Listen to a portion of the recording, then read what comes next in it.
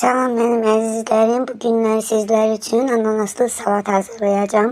Önceden döşətini soyutma şəklində pişirib duz istiotunu vururuq. Daha sonra isə onları kubik şəklində doğrayırıq.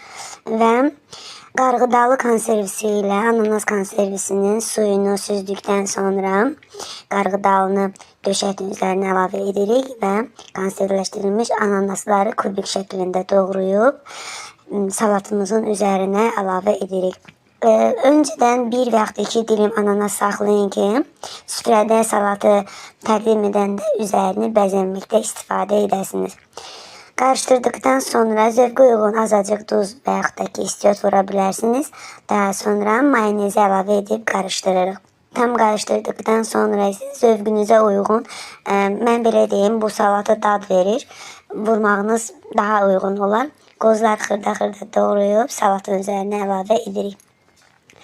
Qeyd edim ki, dadı çox dadlıdır. Yəni mayonezlə ananas və yaxud meyvə ilə ananasın, mayonezin qarışığı necə olar düşünərsiniz. İnanın ki, çox dadlıdır.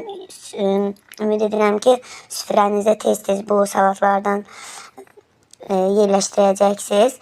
Salatı mən bu formada dekor elədim. Siz istəsəz başqa cür edə bilərsiniz. Daha sonra isə saxladığım dilimli bütöv şəkildə salatın üzərinə yerləşdirdim. Qeyd edim ki, siz istəsəz ananasın dilim şəkli forması da verə bilərsiniz. Çox sağ olun diqqətiniz üçün. Ümid edirəm kanalıma abunə olacaqsınız. Like'larınızı unutmayın və öz fikirlərinizi mütləq kommentariyalarda qeyd edin. Təşəkkürlər.